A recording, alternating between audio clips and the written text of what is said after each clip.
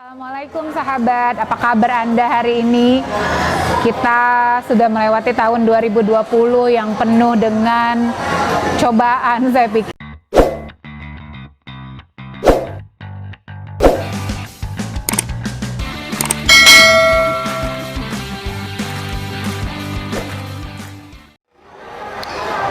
Assalamualaikum sahabat, apa kabar Anda hari ini?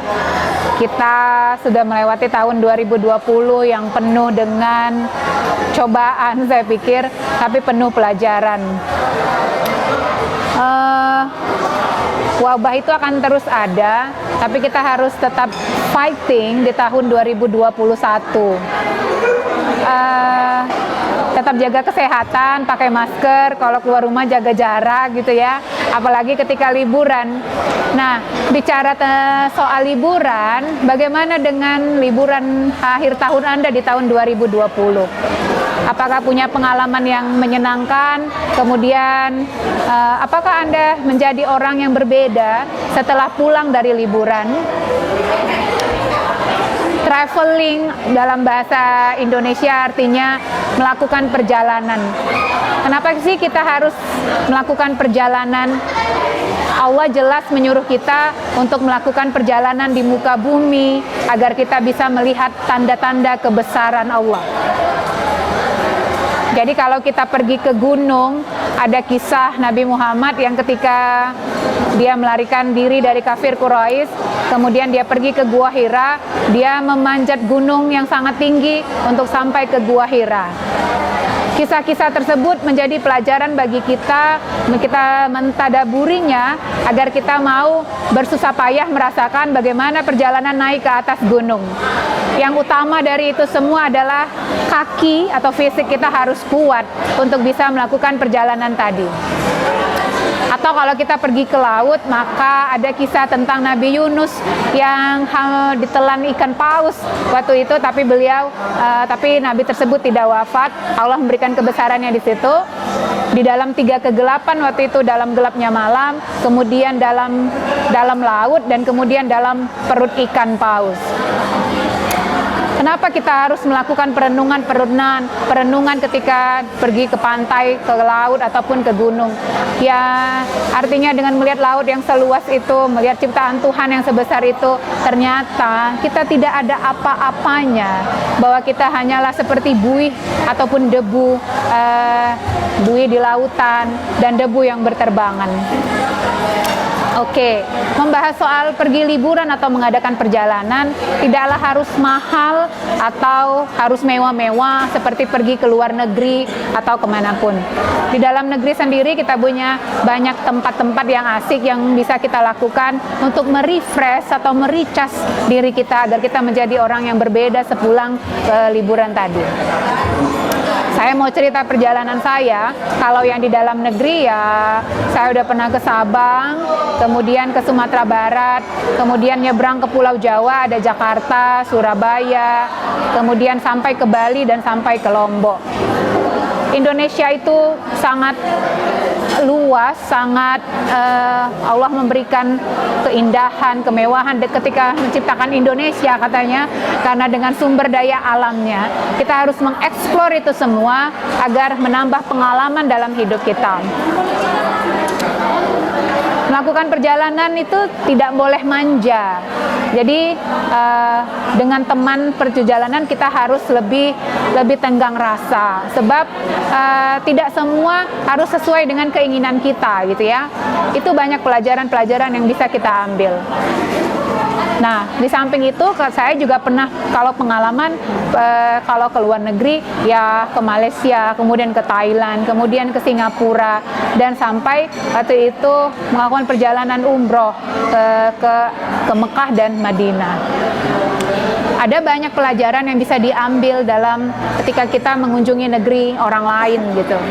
Kalau di Malaysia itu ya Bagaimana cara dari persoalan bahasa yang notabene memang bahasa kita masih sama sebab bahasa serumpun, bahasa Melayu. Tapi kalau di Singapura dia sudah mencampurnya dengan bahasa Inggris, ya berarti cara pengucapannya dia campur gitu ya. Kalau orang Thailand itu susah bahasa Inggris karena mereka masih kuat dengan bahasa Thailandnya. Orang lain,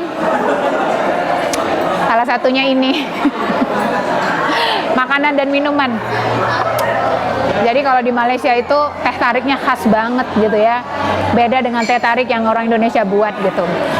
Kemudian roti canainya, nasi karinya gitu ya. Mereka punya bumbu tersendiri yang beda dengan kalau yang orang Indonesia masak. Kalau di Singapura ya kalau kebanyakan orang Melayu masih mirip-mirip dengan masakan yang ada di Malaysia.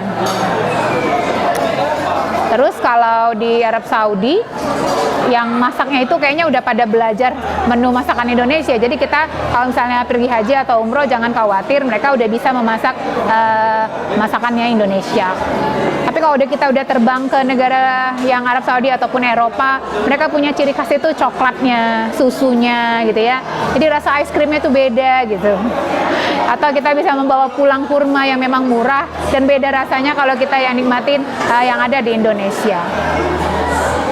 Selain itu ada lagi kita bisa lihat adalah gedung-gedungnya. Singapura itu kecil banget negaranya. Katanya lebih besar lagi Danau Toba dibandingkan Singapura. Jadi pemerintahnya sangat bagus sekali mengelola penduduknya gitu ya. Mereka punya bangunan-bangunan yang bagus, kemudian mereka bersih, sangat bersih. Apa yang bisa dipelajari dari orang lain ketika melakukan perjalanan adalah budaya antri, budaya sabar, budaya menunggu dengan waktu yang pas sesuai dengan waktunya kita gitu ya, tidak sembrono gitu. Dan itu tadi tidak boleh manja, tidak boleh egois gitu. Sebab sepulang dari liburan tadi kita harusnya mendapatkan pengalaman yang kemudian kita menjadi diri yang berbeda untuk bisa menghargai orang lain sepulang dari liburan. Kita menjadi orang yang bisa bertoleransi dengan sangat indah karena perbedaan itu memang pasti ada. Kalau di Thailand, saya paling senang dengan salamnya mereka. Khas banget di telinga kita. Sawadikap gitu ya. Apalagi ketika mereka mengucapkannya dengan gaya, dengan kekhasannya mereka. Di Thailand juga banyak yang bisa dipelajari, bangunan-bangunan rumah ibadah agama lain gitu ya. Itu membuat kita merasa bahwa kita sangat kaya, sangat beragam di muka bumi. Karena memang Allah menjadikan kita berbangsa-bangsa dan bersuku-suku agar kita saling mengenal. Yang terakhir, perjalanan yang paling sangat menyentuh jiwa saya ya ketika melakukan umroh di tahun 2010. Namanya perjalanan ibadah memang harus menyejukkan hati agar bisa bertambah keimanan kita. Selama perjalanan umroh ke Masjid Nabawi ataupun ke Masjidil Haram, ya saya jalan kaki jauh-jauh ke masjid tersebut untuk mendapatkan saf di dalam masjid. Mungkin kalau di Indonesia saya nggak bisa tuh sholat 5 waktu setiap saat ke masjid, tapi di sana bisa, setiap saat kita bisa membaca ayat suci Al-Quran karena tidak disibukkan dengan pekerjaan atau hal-hal yang bersifat duniawi. Dan saya menyaksikan sendiri baik di Masjidil Haram dan Masjid Nabawi, setiap selesai salam sholat fardu, maka saat itu juga kemudian imam bangkit untuk melaksanakan sholat jenazah. Artinya dalam setiap saat 5 waktu itu pasti ada yang wafat. Ya, artinya mati itu sebuah kepastian. Kita tidak tahu kapan dan di mana kita mati, tapi saya pikir kita bisa memilih bagaimana cara kita mati. Jangan takut mati sebab mati adalah pertemuan kita, cara kita bertemu dengan Allah.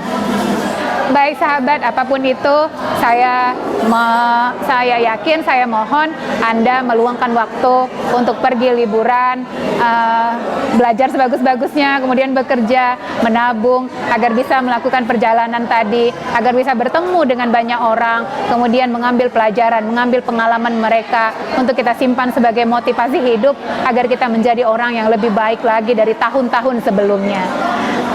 mudah-mudahan kita tidak pernah tahu ketika kita nanti dalam melakukan perjalanan, ketika kita lagi susah atau bagaimana, tapi kita biasa menolong orang lain, nanti Allah akan balas ketika susah dalam perjalanan. Allah seperti mengirimkan malaikat dalam bentuk manusia yang akan menolong kita dalam perjalanan tadi. Terima kasih, semoga kita bertemu lagi di konten-konten yang berikutnya. Selamat malam.